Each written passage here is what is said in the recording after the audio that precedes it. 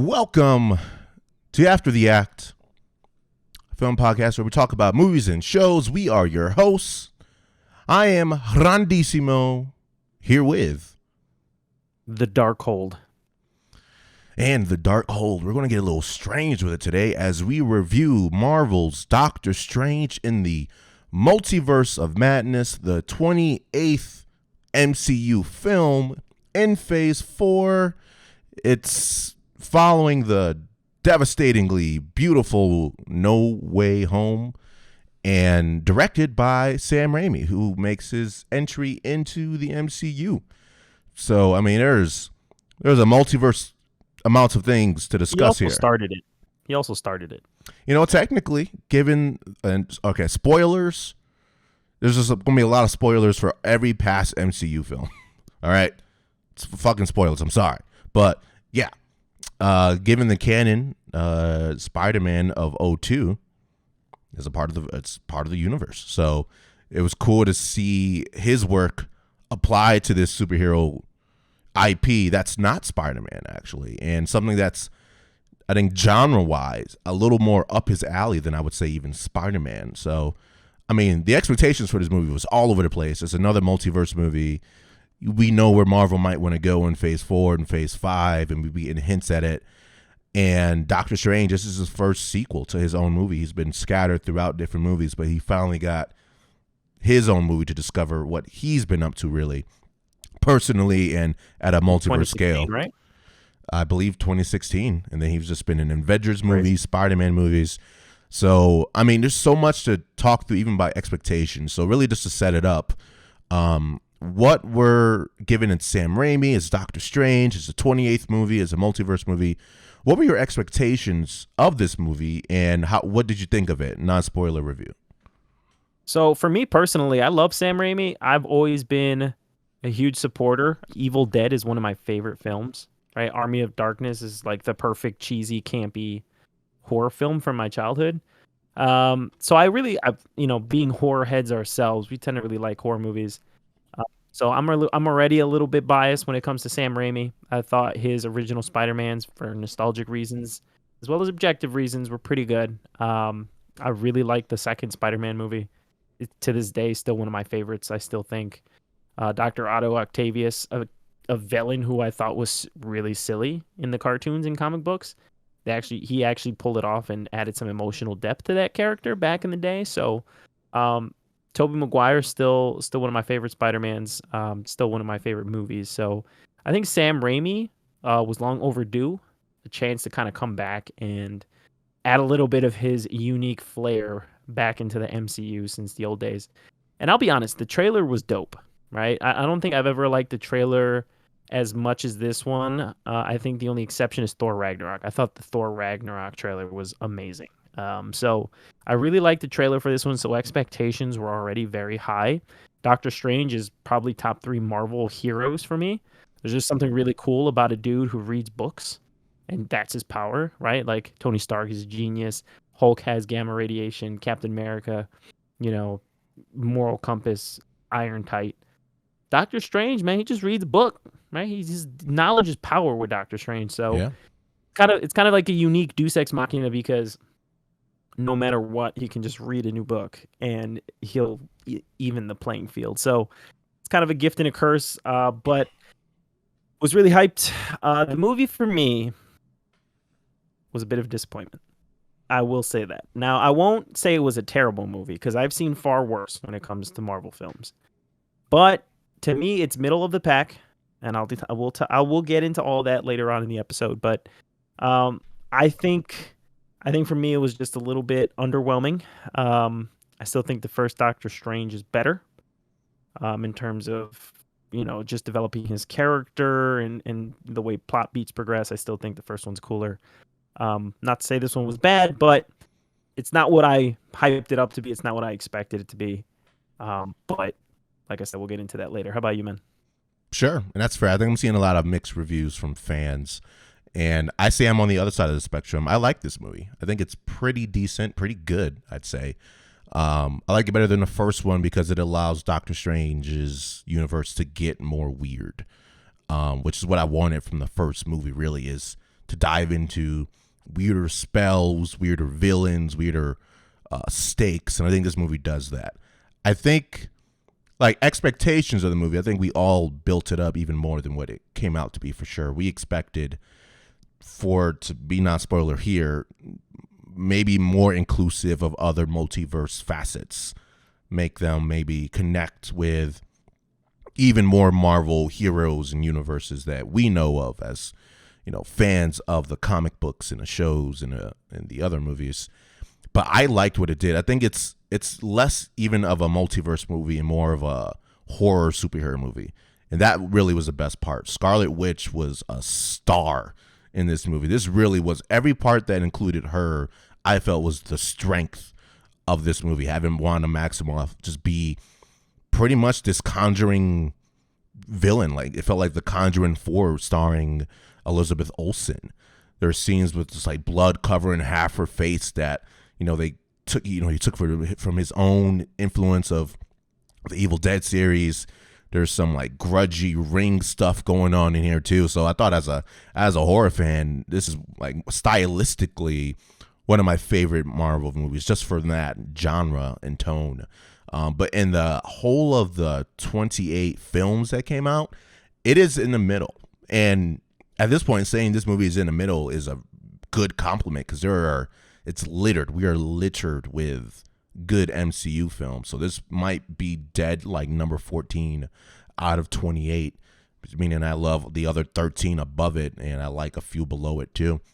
So I think it is in the middle of the pack, but that makes it a good movie from my standpoint. So I love Sam Raimi's touch to it. It felt like watching James Gunn's Guardians. Like, it's a James Gunn movie. You know that this is a Sam Raimi flick.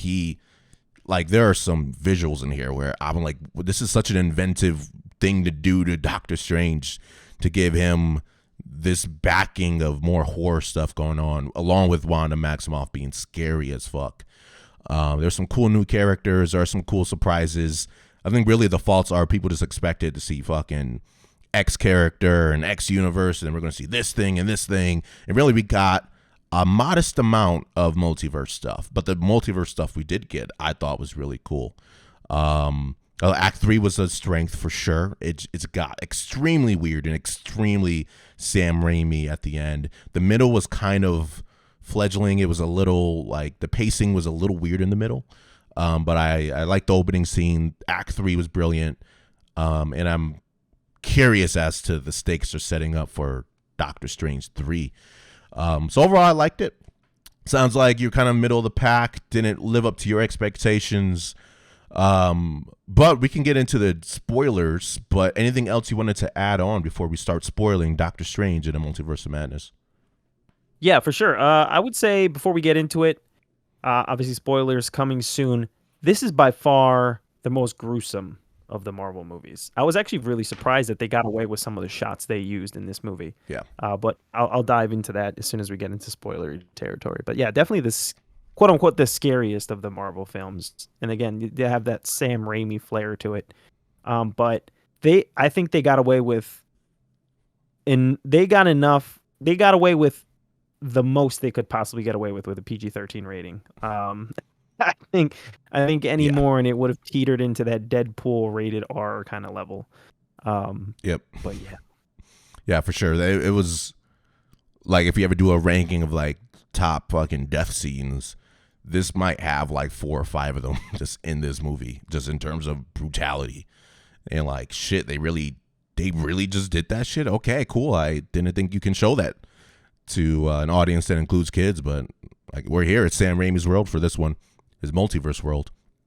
But yeah, agreed. So let's kind of dive into what we liked about the movie, what we didn't like about the movie, and overall what happened in Doctor Strange in the Multiverse of Madness.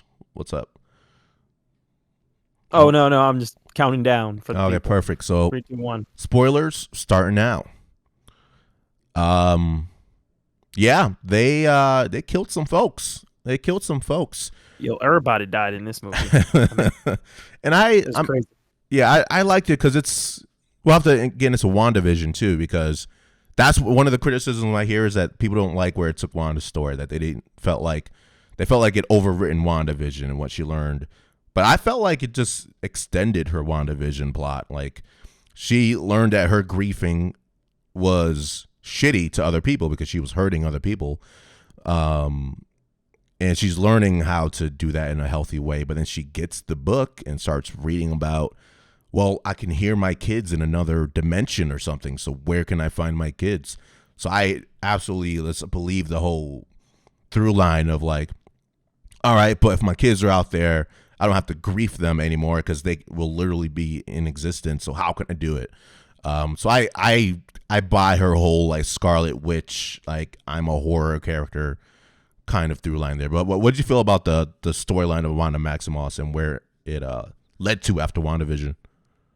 I can definitely see the complaints people had, because for me it did seem like it kind of came out of nowhere, right? Because if you watch the end of WandaVision, the whole point of it was her coming to terms with the fact that she had to break her reality, right? She had to stop living the lie. So that was her whole plot beat. That was her whole character arc where she didn't want to be the villain, right? Despite all her grief, she still chose to be a hero because that's how Wanda's children and Vision saw her. So to her, keeping that piece of herself alive was like keeping them alive, right? That's what I gathered from the end of WandaVision. But if you like, as soon as, and this is the part that I think kind of threw people off, I think there was less of a transition there, where in the beginning of Doctor Strange, which by the way, can I just say, I thought that was a cool fucking intro Yeah, where you just good see a first scene. multiverse Doctor Strange jumping through like the parallel universes, like this. It almost seemed like the Loki dimension where, Kang is in between time or like outside of time. That's what it looked like they were navigating, Yep. with America Chavez and alternate Doctor Strange. But just like the way they showed the Book of Vishanti, right, which is the book that Doctor Strange goes on this whole journey throughout the movie to find in order to stop Scarlet Witch. It was just very Sam Raimi because, Evil Dead, Necronomicon, like it just had that vibe to it because it was all about witchcraft and evil spellbook. So I thought that was a perfect way to start the film. But just within, I want to say, what, 20 minutes, Doctor Strange goes to seek Wanda's help because he realizes that there was runes attached to one of the creatures that was attacking New York. And so when he gets there, like within minutes, she just like flips the switch and she becomes the villain of the whole movie. And, the rest of it is them fighting her and finding ways to stop her power. But I can see why people got upset because it almost seemed like it blindsided audiences. Like we didn't get to witness a transition. We just had to assume that whatever arc she went through in WandaVision was completely gone after she started reading from the Darkhold. Later on, they explain that the Darkhold is evil by nature, so you could be like the purest of heart with the best of intentions, and if you still use dark magic, it's going to leave a dark after effect on you. So when you do that in combination with grief, it starts to make a little bit more sense as to why, Wanda made the Yeah. transition from how she was at the end of the show versus the beginning of this movie. So, um, it as the movie goes on, it's explained a little bit more, but I can totally see that tone shift because I did feel it as well. Yeah, it was definitely like a shocking. Oh, like how could this happen? Like it feels almost as if it's like Black Widow started out alive and killed somebody who she shouldn't have killed. But yeah, given the reasons of the book, her grief, and she doesn't see herself as a villain. That's the thing too. She doesn't think she's doing villainous things. Really, she's just trying to get to kids who don't have to exist in her fake reality, but can actually just exist. She could just be their mom. That plus the corruption, I bought it. I really, a lot of theorizing was happening with this movie before it premiered. So I was thinking, yeah, she should probably be the villain. I could see Scarlet Witch being a scary, powerful character. And I mean, really, she's like, obviously she's the villain in the movie. I was kind of rooting for her, like half the movie at least. Like she was just so fucking cool, just from a cool perspective. Like she had this godlike demeanor of like, I'm going to get what I want. And it's almost like them fighting Superman. Just like you could do as good as you can with her holding back, and that's it. And her attack on the Taj, the training facility that Doctor or not Doctor, but Wong was training new sorcerers. I That mean, the battle was Sorcerer Supreme. yeah, the Sorcerer Supreme, as he always reminds Doctor Strange of. But that battle was really cool just to see, all right, what defenses does the Taj have, and what can they do? A bunch of sorcerers versus Scarlet Witch. They immediately set her power scale of scary and creepy because she does that one thing where she can like get into your mind and kind of whisper influences to you. And it's like anytime she did stuff like that, it just kept increasing how fucking creepy and to me cool she was and just powerful as shit. And her power scale was just ridiculous throughout the movie. But I thought it was cool, like Scarlet Witch actually unleashed is like above Eternals level of like power scaling. So they Yeah, need some crazy things to beat her. and that's the part that always gets me with Marvel movies. I feel like every film they introduce something that one ups something in the previous one. So, we've said this before, Captain Marvel, we thought she was OP, right? Then they did Celestials, and then from there now Scarlet Witch. Let me just say this, Scarlet Witch is beyond God. Like it almost, and it's weird because I'm rewatching all of the Marvel films with my girlfriend because she hasn't seen all of them. So we're going in order, right? To make sure she catches up to everything. And going back and watching Civil War, I literally watched Civil War the day after I saw Multiverse of Madness. And it's just so weird to me to see Wanda Maximoff be this like side character. Her powers aren't that developed. They're not that OP. Like Iron Man is giving her trouble. And then you think back to this movie and you're just like, she's a reality bender. She can do whatever the fuck she wants. Like and all right, I'm going to get into this now. She can literally turn you into confetti if she wants to think of it. Yeah. I mean, the way she murdered, it was such a conflicting feeling because at one point in the movie, Doctor Strange meets the Illuminati, right? Illuminati confirmed. And it's just comprised of different heroes from the comic book universes. So you have Professor Xavier, which was cool to see him, Patrick Stewart, come back for that role.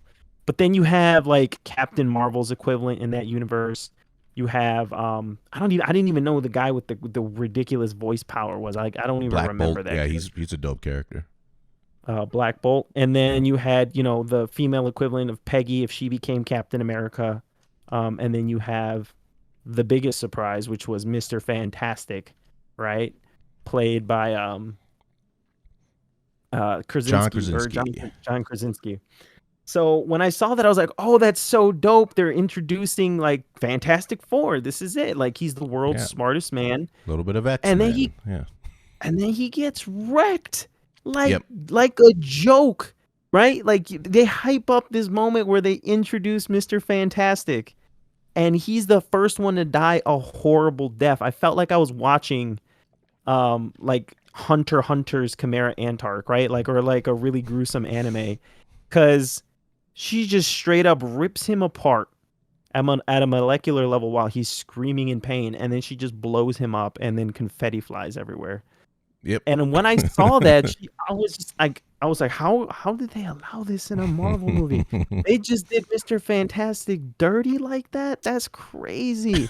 And then she goes on to whoop Black Bolt's ass, who was just introduced to be like this incredibly powerful Yeah, character, which by he's old OP. Marvel standards, Yeah. yeah, which by old Marvel standards, he would have been the strongest character. She seals his mouth shut and crushes his skull, and his eyes bleed.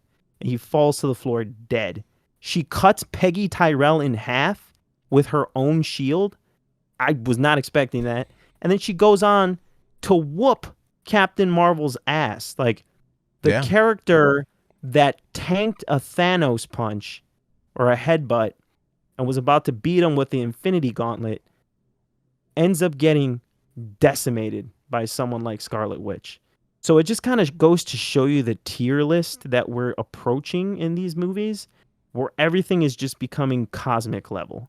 And old characters from the previous phases, they are insignificant, which I think is kind of an issue going forward. But I'm not going to get into that until the end. But seeing stuff like that was a little bit jarring for me. She was kind of overpowered.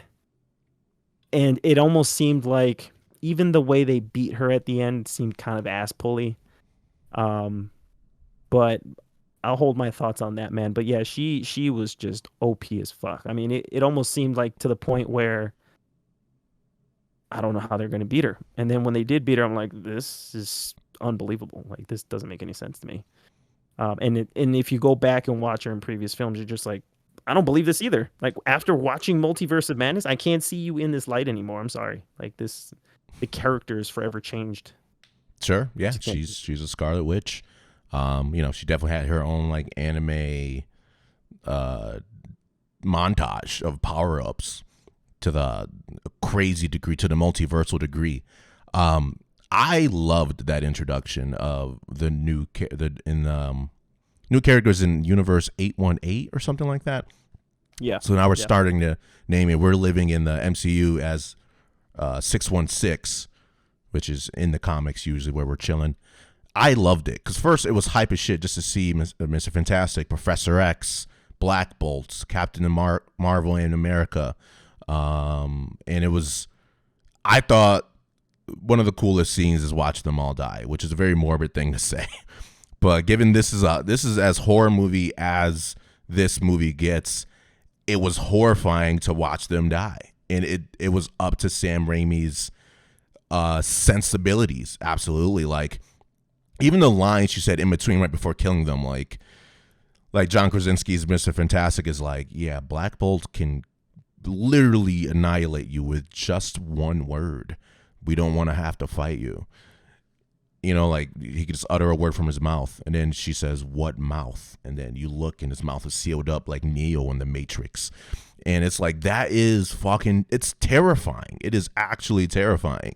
And then you have these scenes after where she's on the hunt for Doctor Strange in America, and there are clear horror scenes here. Like you hear them closing doors behind them, and then you hear knocking, knocks it down, and then you hear nothing. The classic nothing after a lot of noise in a horror movie where they're just looking around, where is she? And she just fucking slithers out from somewhere else. She's literally like covered in blood. Her hair is covering half her face. Her blood's on the other side. She's a straight up horror villain. She kicks the other Wanda's ass in the other universe that she goes to try to essentially take her place and be the mom of the kids that actually exist in this universe. So I loved all of that. And then we get to kind of like the secret secondary villain, which is an evil Doctor Strange. A Doctor Strange who used the book too much, and now he has actually broke his universe. And I love the visuals of that broken universe where an incursion occurred, which is a universal breaking thing. And now you have Doctor Strange versus Doctor Strange, and it was interesting the moves they gave him, but I thought it was pretty cool. Like half of that scene of Doctor Strange versus Doctor Strange was like Scott Pilgrim. Like they were literally battling with musical notes. Like they grabbed music sheets and they had like their own Doctor Strange rap battle. Yeah, they were conducting an orchestra of death. It was amazing. Yeah, it was the most. Sam Raimi that is very inventive because they could have went a lot of different ways, but it fucking did battle the bands, which was pretty cool. And I think the coolest thing about that is just we kind of get a taste of that in the What If series in Disney Plus. What If, where there is a Doctor Strange who just wanted his Christine back, and this one is kind of the same way. So that was the stakes there of he's going to take her Christine. He went crazy. But I thought it was interesting that even that Doctor Strange powered up with like, I don't know, all these different spells, and him being able to go one-on-one with that Doctor Strange, it still was no comparison to what Wanda was doing in the other universe. It was still, even an evil Doctor Strange at his best can't compare to this anime universe breaking power up that Wanda got, which I was all for. There was a lot of What If fan service stuff in here, more than I was expecting actually. Captain so like Peggy, the you had zombie Doctor Strange coming in at the end. Yep, you had Peggy Tyrell as Captain America. You had evil Doctor Strange. So there was quite a bit going on from that show, which I was surprised of because it was supposed to be non-canon. I But think it might they technically really be canon. I forgot where they landed on that one, but it's just like okay. cartoon universe. But yeah, like you were saying, it's got that signature Raimi feel, right? Not even just like the Darkhold being like the Necronomicon, but even when Doctor Strange, so Doctor Strange ends up using the Darkhold that he takes from his evil self after they have that dope musical battle, um, and he uses it to communicate with the dead, right? He essentially performs necromancy. Um, and he's got to take over his zombie, his the dead body of his alternate reality self that's introduced in the beginning of the movie. And the way the makeup looks, he looks like a deadite from Evil Dead. Even the way the Sure. ghosts, the dialogue they have with him is very Evil Dead. If you want to go back and watch that movie, like it just has these really campy elements that you're so accustomed to seeing from someone like Sam Raimi. And you really didn't get those elements in full blast in the old Spider-Man film. So it was cool to kind of let the MCU directors be like, okay, you have free reign to add whatever like touch your signature to this film. Just have at it. So I did think that was really cool, especially coming from a fan like myself. So I did like that. One of the things that just really made me not like the plot point to this movie. They introduced the Book of Ashanti. The whole like in the beginning, they're like the Book of Ashanti is the only thing that can stop the Scarlet Witch. And midway through the movie, they get to it and it burns, it gets destroyed, and it's never mentioned again. It doesn't help with the final fight. Now I will say this: they give you a glimpse of a page in the Book of Ashanti as it's disintegrating, and it shows the star symbol that is the same star symbol from America Chavez. And they do say that the book gives you what you need in order to win, and she is part of the reason why Scarlet Witch is converted back into a good guy at the end. But I just think if you look at the comics, the Book of Ashanti is actually like the ultimate white magic book. And for them to kind of just throw that to the side and then never revisit it again after making it a major plot point, that did not sit well with me. I felt like Sure. that was a really lazy plot beat that we could have done without if they were just going to go that route. Um, so I didn't like that, man. Like, what's your opinion on that? I think I'm lukewarm on what happened to the Book of Ashanti because they pretty much explain it's the ender of the conflict. Whatever you need, you will win when you have this thing. So I'm glad ultimately it wasn't that defeated Wanda. I think it would have been cool if they started to use it and then for some reason it blew up or something. I think that probably would have been a better move than them not being able to use what was in there. But I was actually and you didn't like this part, but I was a huge fan of how they defeated Scarlet Witch because they set it up earlier by saying like, what would your kids think of you if they saw you how you were now?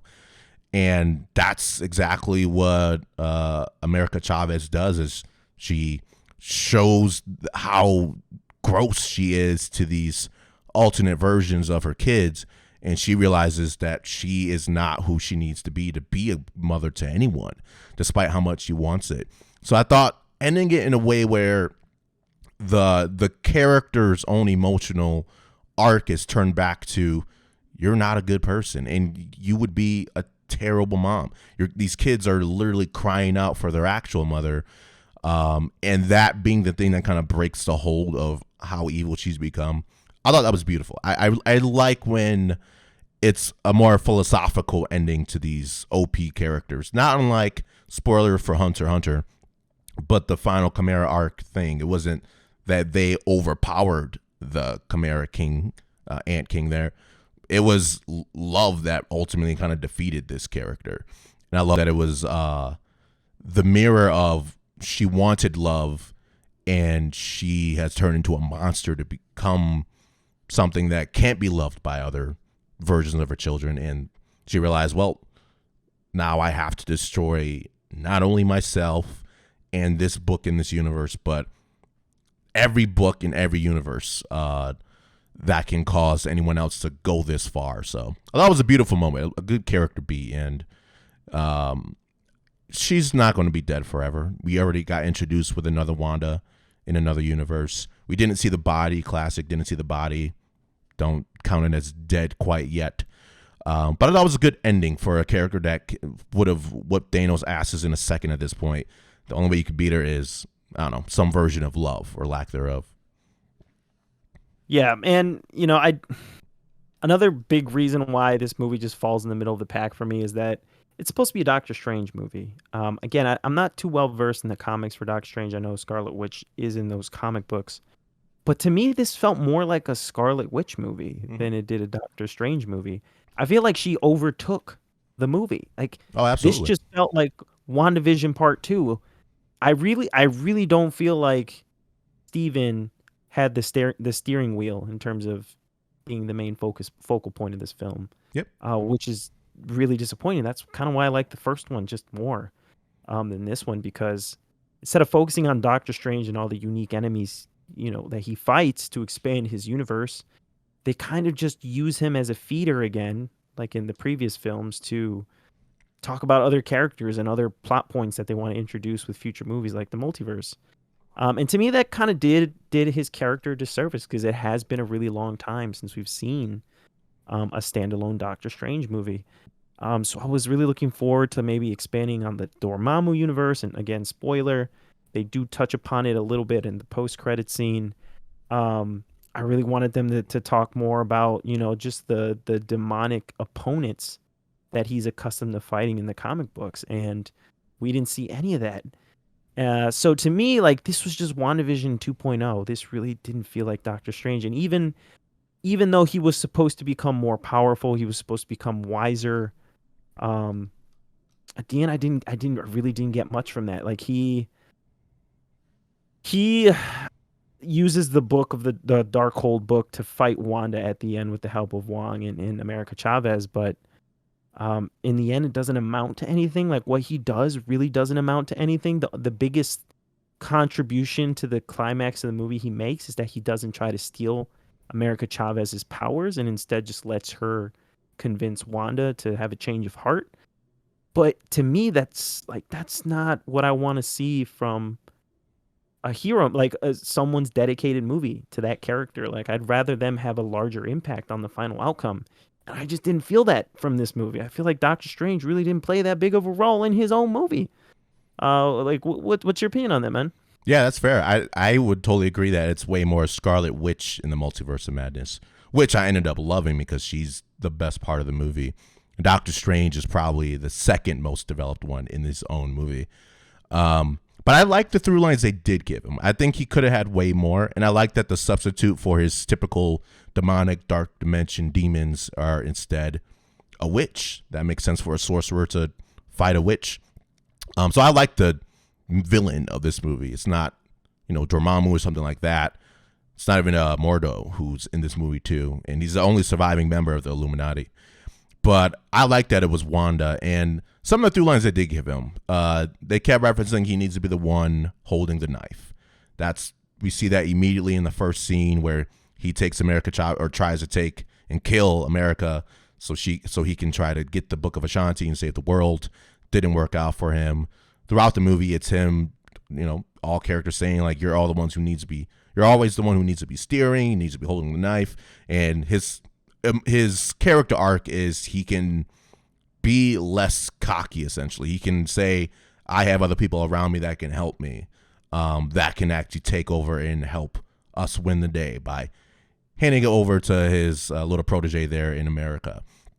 So I was cool with that. I liked his scenes with Rachel McAdams more than I did in the first movie, because she still didn't get enough screen time here, I think, either, but she got way more than she did in the first movie. So them just kind of exploring, even in a different universe, he still has love for her, but he understands, he continues to put his work first, so he understands why she finds happiness in others versus him. So I like that little exploration of, the love that he didn't let into his life, in every universe he knows. There's there's like memes going around like, yeah, man, Doctor Strange ain't getting bitches in any universe. Makes me feel a little bit better. Which he's definitely got no love in these universes. That was part was a little sad. I kind of wanted to see if he can marry the whole like love and Sorcerer Supreme stuff. But his basic arc was let other people drive. Which, yeah, maybe that's a little messy given it is his story, but I felt like they gave him so much to do that ultimately it was America who saved, the multiverse. But there's not another movie out there that's going to have Doctor Strange use evil spirits as a cloak of levitation and then use that to fight Scarlet Witch, where he clearly looks like the villain. And the fact that it's fucking zombie demonic Doctor Strange versus Scarlet Witch, I thought was one of the coolest scenes I've seen in the MCU. Just have these hands crawling on people and helping him fight. That was dope stuff. Like, I want a video game where I can have that as the skin, because I think things like that is what made this movie fun for me. Is it's definitely half of it Scarlet Witch, but the other half is Doctor Strange doing some weird shit like that, which I thought was dope. Oh, for sure. And, obviously power scaling is kind of a tricky thing too when you try to do it with these movies, because you'll never get a precise power scaling. Don't even try. Like, just movie by movie, things will change. Character powers or strengths or matchups will be just wonky. So I'm not going to get too much into that. But one of the other issues I had with the movie was that America Chavez is introduced as this key player, right? She is a new character. We don't know anything about her until like the beginning of this movie. And she has the ability to jump between the multiverses. And that's a pretty big fucking deal, because like before this movie, Doctor Strange in Spider-Man barely knows anything about the multiverse. His spell almost destroys everything. And then even before that, in Loki, we got Kang, who's the controller of the timelines and the manipulator of the multiverses. And again, like the fact that he can do that puts him on this like cosmic tier of threat, right, to Earth and all versions of Earth in the Avengers. So like to have a character introduced that can just freely, willy-nilly punch holes through different multiverses and travel through them is a big deal. And they don't do anything with her character. Like she goes through some of an arc, right? Her whole thing is learning to control her powers and, overcoming the grief of her blaming herself for what happened to her parents. But they don't explain her origins. They don't explain where she comes from. And of course they can do this in future movies. But if you're going to introduce me to a character, at least give me something, right? I feel like they really didn't touch on her at all. And, as much as I like the character, I wanted to know more about that character. And it was just very surface level stuff that you're just supposed to accept because you don't know anything else about the character. And that to me fell flat. That was a big issue. And I still think they could have came up with a better way as to why she felt grief. Like, really, she got scared by it almost made me laugh in the theater, and that was not the intended point. Like, she literally gets scared of a bumblebee as a kid, and a giant multiverse star appears and sucks her parents out of the universe into some random one. Like, to me, that was kind of funny. Like, your biggest plot beat is you got scared from a bee. Okay. Like, there's so many different ways they could have done that same plot beat with like a more dramatic mechanism for the story. Yeah. They didn't do it. So like, how did you feel about America Chavez? Like, it's a cool character, but again, she's just like, I think the classic Sam Raimi curse. Like, he tries to introduce too many things in one movie and he doesn't really dive too deep into any of them. Yep. And one thing I said even before I watched this movie was I was going to expect Everything Everywhere All at Once to be my favorite multiverse movie, even knowing Doctor Strange was coming. And that's still true because they introduce a lot of different characters and they explore them all pretty evenly.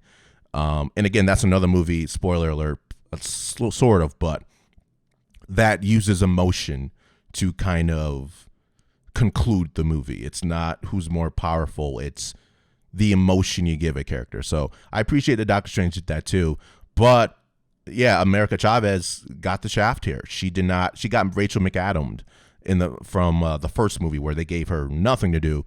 That happened now with America. And I expected some character here would not be fully developed because again, it's Doctor Strange in the multiverse of madness. They're introducing the Illuminati, new X-Men, Fantastic Four, Inhumans as Black Bolt is. That all these things, and they didn't even do as much as other people wanted. They wanted like Deadpool. They wanted full on X-Men. They wanted full on Fantastic Four. Tom Maybe Cruise some is Tony Blade Stark. stuff. Yeah. So they wanted Yeah. everything, and this movie could never deliver all that. So it was always going to be cursed of letting someone down, and it's definitely America Chavez. We get a little bit of her. She lost her two mothers, which again I like that MCU is finally starting to ramp up their LGBTQ plus characters. So hopefully we get to see them again. And her pretty much her arc was she used her power. She stopped being afraid. She started to stand up for herself and realize that she could be one of the most powerful people. So that was cool, but we need like a full on Disney Plus show with America Chavez. Like, I'm cool with like doing like a quick one where we get to see all the different places she's been, all the really weird places she's probably been to, and then actually see her grow up to be her own, leader of the Young Avengers if they go that route. So definitely my most disappointing part of the movie was America's lack there of character arc. And who knows, the next time we'll see her, she's chilling with the other sorcerers, which I guess that's cool. That makes sense. She has crazy strong power, so learn how to harness your own magic. But yeah, that probably was the least appeasing part of the film. I love the ending. I love what they do with Doctor Strange's power set and what they show with it. And I think it's interesting that now he has like this third eye now that's just permanently a part of him, which kind of makes it almost feels like he still has some of that book's influence in him in a way where maybe he can have even more gray areas of sorcery, because he's just like his master, right? Like, she pulled from the dark forces even though she said you shouldn't. Like, he breaks every rule known to every dimension, it seems. So I like that he kind of lives in a gray, and now they're going to do you are starting an incursion that can destroy the universe. So now they went to the dark dimension where Dormammu lives and whatnot. So I feel like this third Doctor Strange movie, when it comes out in phase 5 or 6, will be way more Doctor Strange focused and weird with his slew of villains where maybe they can run through there. But what do you think about the future of Doctor Strange? That's a great question. One of the things I did like was the fact that he was the last reader of the Darkhold, because now that the Book of Vishanti is gone, because I believe they said there was only one book there's only one book of Vishanti. Like, it's not like the Darkhold that has many copies throughout the universe. The Book of Vishanti exists in between multiverses. Like, it's a place separated. Yeah, I think from that's right. the multiverse. So now that that's gone, the only other powerful book was the Darkhold. And like, if I'm not gonna get Doctor Strange learning some cool white magic, we got the second best thing, since he's got, like, it was established, a photographic memory. He skims through the whole book before he goes back to fighting Wanda. So, it'd be fair to say that when he unlocks his third eye, he can use the spells in that book. And he's probably the only one, if unless Wanda's still alive, that can still use them. Yeah. Which makes him incredibly powerful. So I think the future, it's going to explore that whole, well, why are you limiting yourself? Classic Jedi dark side kind of thing. Like, why are you limiting yourself to just using all this incredible power to maintain balance when you have the power of the god, like more power than a god? And he's going to get tempted by it because, they kind of introduce it in this movie where, just like Wanda, he starts to think like, well, what if there's a universe out there where I get what I want, like all the things that I want, and I have the power to make it happen. What's stopping me? So I think that temptation is going to come back, especially when you get into more characters like you were saying, the Hell character. What's his name? Well, yeah, you have his villain Dormammu, who's like the evil dimension dude, and then The other one, the one who runs hell, essentially.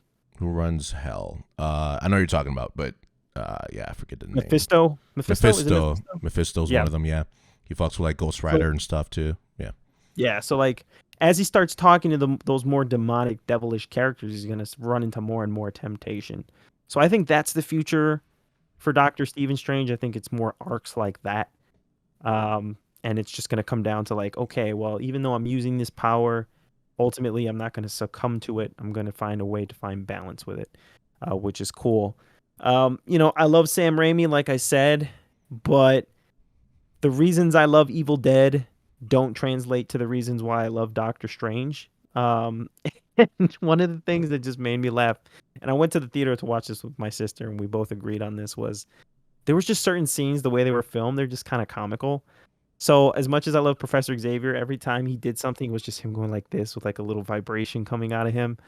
I thought that was really like some of the effects just look really cheesy, and I don't know if that was done on purpose because Sam Raimi tends to do that in movies like The Evil Dead, or if it was literally just like, okay, these effects just didn't come out right and they look cheesy. That was one example. Another example was the third eye. I was gonna say, I think the third eye looked weird. It was just like, Yeah, it didn't look natural. It didn't even look naturally supernatural. It was just like exactly photoshopped on his forehead. Yeah, like the eye on the book from Hocus Pocus, which is a movie from 1990, looked more realistic than that. So that was a little shocking to me. And then every time it opened, they had this weird like little guitar riff that would play in the background, like That's some Sam Raimi shit. That's campy Yeah. as fuck. That's some Sam Raimi stuff for sure. So when I saw stuff like that, I'm like, I can see his signature in it, but it just, to me, it didn't work in this tone, like in this movie. So I hope they fix that third eye.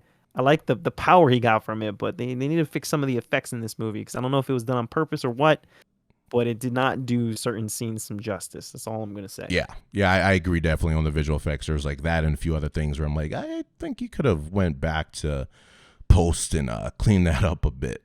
But I actually loved Sam Raimi's style throughout here. Despite some of the visual underachievements, I think Doctor Strange and Sam Raimi are a good fit. I hope he directs the third one. Sam Raimi has said he doesn't want to leave the MCU. There's so many cool toys to play with here, so it sounds like he could probably get at least another Doctor Strange movie, maybe something else as well. He said he wouldn't direct another Spider-Man movie if it didn't include Tobey Maguire because he would break his neck if he did that. So we'll see if Evil Tobey coming back. Yeah, maybe we'll get a Spider-Man 4. But I loved it. I would probably rate it 7 out of 10 overall as a movie. How's your rating for that one? Well, before I rate it, I actually have a question for you. Just looking back at it in hindsight, there were certain things that in the beginning of the movie you see and you don't think are that impressive, but then after the movie's over, you're like, oh wow, that was actually kind of cool. So when you initially see Wanda attacking the base of Doctor Strange, they're actually able to hold her off with their force field. Yeah. Which once you see what she's capable of throughout the rest of the movie, that's pretty impressive. Like she was only able to break it by getting into someone's head. Yeah, Wong has pretty he's talk about like Sorcerer Supreme. He's a Sorcerer Supreme. He's trained a good amount of sorcerers really well. Like he has a solid squad. So as powerful as Doctor Strange is, I feel like let Wong keep being a Sorcerer Supreme. He clearly knows what he's doing. Yeah, exactly. He's a great student, not the best teacher and leader. So exactly. So that. Yeah. So that like little snippets like that throughout the movie, you're just like, okay, the fact that him and Wong are able to seal her in the climax of the film in like this like magical sphere while America does her thing, like these are all little things that when you look at them and how powerful Scarlet Witch is, you're like, damn, okay, that's actually kind of impressive. They're still pretty powerful. So I did like that. So I wanted to ask you, what was your favorite scene in the movie? A favorite scene in the movie is definitely still because dreamwalking is like the spell they use a lot in this movie. So Wanda, in order to jump universes, does a thing called dreamwalking where she's able to go into the mind of another alternate version of herself. And Doctor Strange has to do that to get back to Universe 616 by dreamwalking in the only body that exists there, which was the corpse. So we got zombie Doctor Strange and that's him using the evil spell book, him learning more spells from a place that caused an entire universe to be destroyed. Like, so him turning into like this fucking zombie cape with literal actual demons. We've never seen demons in the MCU. We got demons in the MCU. So that scene was my favorite, and I'm gonna cheat and choose a second one because I love the scene where we get to see what happened with Thanos in this other universe, and it's not the Avengers that stops Thanos; it's the Illuminati. So, again, Captain Carter, Mr. Fantastic, Professor X, Black Bolt, and their Captain Marvel, and their Doctor Strange used the book to, become way too evil, caused an incursion, and destroyed an entire universe. In that universe's canon, an entire universe is dead because of what he did, and they executed him there, which is, Black Bolt just incinerated him with a word like, "I'm sorry." Bam, he's disintegrated. So I just thought that was pretty cool, just to show that, like, Earth, like our universe in this MCU has gone through some shit. Like, half the beings were wiped out because of Thanos. But the other shit that other universes have been going through, like a universe being wiped out because of what Doctor Strange did, still to defeat Thanos, was really cool. Because also it kind of gives more props to Thanos because he's fucking shit up in every universe he goes to. So I thought diving into that kind of lore was pretty cool. Okay, very cool. Yeah, and let us know in the comments too, guys, like what your favorite scene from this movie was, because there's this really cool visuals. Like, despite me nitpicking here and there, just the fact that we're able to see movies tackling concepts like this is really awesome. But let us know in the comment section what your favorite scene is. For me, I just love the beginning of this movie so much when they're just jumping through multiverses. Cool. Weird demon is chasing them, and you see, like, classic Raimi style, this light book at the end of the tunnel. They're trying to reach it. Very horror movie-esque too. So I really love that scene. But yeah, like that, and I think Zombie Strange with the demons as the cloak. That was just dope. Like seeing him, because you kind of see that visage in Infinity War when he fights Thanos. He like sprouts 6 arms or whatever it is. He looks like he looks like Shiva, right? With all the arms, and he looks very heavenly. But in this, you get the same thing, but in a demonic version, which was pretty cool. So I did like that. So if I were to rate this movie, you said 7 out of 10. I think this one's more middle of the pack for me. So I would rate this one a solid 6.5 out of 10. Sure. Not the worst. It's not bad. There's too many other films that I like over this one. And I think what really teeters it over the edge for me is just certain things that are just too cheesy for the tone they were trying to go for in this movie. So I really didn't like, the effects I mentioned. I also thought it was weird that they picked the mountain that she's supposed to go to find the carvings for the Darkhold. It's literally called Mount Wandagore. I'm like, really? Her name's Wanda. The name of the mountain is Wandagore. You guys couldn't come up with anything better. Really, shame on you. But other than that, yeah, just it's a decent film. I did like the cameo in the post-credit scene. Apparently, that character is his future wife in the comics. Yeah. Like she's which was cool because like the whole movie, he gets over the fact that he can't date his love interests. Like he wants her to be happy, but once he accepts that he can't be with Christine, he literally meets his future wife without knowing it, played by Charlize Theron. So that was cool. And I just want to leave this question for everybody out there, and you too, Randissimo. Tell us what you guys think. But now, having seen a lot of these movies, seeing how powerful Scarlet Witch is, literally breaking Professor Xavier's neck, which is fucking crazy because Professor Xavier's OP as fuck in the X-Men movies. Yeah. That was a little brutal too. But like, what are some classic matchups here? Now having seen the extent of Scarlet Witch's power, like here's the first one off the top of my head. She reminds me a lot of the Phoenix from the X-Men. Sure. Do you think she could beat the Phoenix? Yeah, at this point, because she can destroy a demonic book in every universe. Apparently, that's a lot. I feel because she didn't just destroy one universe's book; all of them are dead. Yeah, and I feel like she was able to handle Professor X so easily, and she could definitely defeat Jean Grey because of that. And Phoenix is otherworldly, so that'd be a good one, but she's so magical. I just feel like magically she would just overpower her. Okay. I'm just gonna go lightning round here. What about Thanos with the Infinity Gauntlet? I think that one would be actually even. I think that one would be kind of even, only because of the Reality Stone. Her powers are the Reality Stone come to life. So I think that one would be pretty even. But I think Wanda would fuck him up ultimately. We saw what she did in Endgame without the book, so Right. I feel like she might be able to do something similar like that. But that was non-Infinity Gauntlet Thanos. That was the Yes, thing. yes. But even power scale, I'm like, all right, book plus Infinity Stones, that'd be a good match. Okay. And final one for you, the Eternals versus Scarlet Witch. That's Scarlet Witch. She's way above them easily. Okay. Like they have a Superman, but she would just turn that Superman into fucking rice-a-roni or something crazy. Yeah, but those are good ones, and I think like they're gonna get bigger. We got fucking Kang still coming, set to come in Ant-Man, which moved up its date by 5 months, so that comes out next February, I think.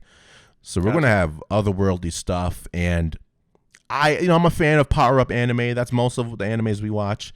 I like when they go back small, though. I am a fan. Like we just saw crazy multiverse stuff. I just want to see fucking Ant-Man just try to save his mom or something. Like I want something small again. Like bring it back a little bit more to Earth. I just want to see Blade chop a vampire at this point. I don't need to see intergalactic cosmic stuff every movie.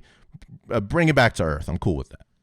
Do you think that's an issue though? Like going forward, I mentioned that at the beginning of this episode, but like having seen the power scaling now, do you think like they forever ruined characters like Ant-Man or Captain America or like any aspiring future Iron Mans? Like at this point they're just too powerful. Like how do they contribute to the fight without it seeming like it's insignificant, Yeah, I think it goes back to the writing. Like we always have Batman versus a clown or Batman versus a guy with half a face. While in that same universe, Superman is fighting off a bunch of other Kryptonian Supermen. So it has everything to do with the story itself. Like you can have that Superman story of him fighting Zod, but you can also have Batman grieving over dead Robin.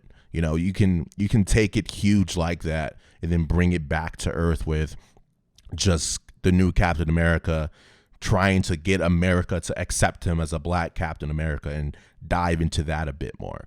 Because, like the Eternals have always been around. All these intergalactic powerful characters have always been around. But you still have these scenes of like, okay, can Captain America fight off this ship of assassins? And that still be intriguing. So I think as long as the writers know how to write for the characters, it's all about the emotional depth for me. Like power scaling, that's cool, but I want the emotional scaling to be true to these characters, and that way you could believe it. Now I don't want like fucking Captain America fighting Scarlet Witch like this, because that would make no sense. But him fighting his own play set of villains and having his own arc, if they do that, then it'll be fine, and they won't have like the Dragon Ball Z problem where you're like, what the fuck is Krillin doing here? Okay, fair enough. Yeah. Fair enough. But tell us, guys, what you think about Marvel Phase 4 so far. Did you like it? Did you not like it? Did you love this film? Did you think it was the worst of the multiverse films that have been introduced, including Everything Everywhere all at once? Where do you rank it?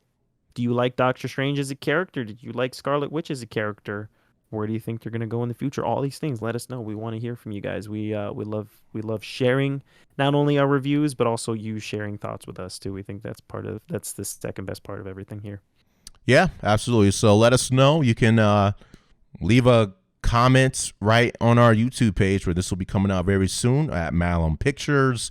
We have a Facebook, Twitter. You want to add us, we're at Malum Pictures there too. We're at After the Act on Facebook. You can listen to this podcast in about a week or so on Spotify, on Apple Music, on SoundCloud, on Google Play, at After the Act, where we talk about all things movies and shows. But do you guys do anything else? Yeah, of course we do. We're on Twitch right now, right? We play games all the damn time. So subscribe here. Trying to get to 100 by the end of the year. We're trying to be a Twitch affiliate by the end of the year. So follow us on Twitch. Follow us on YouTube. MalumPictures.com, where you can find all the content. We love you in every universe. So stay spooky, but not too spooky. And we love you. Peace.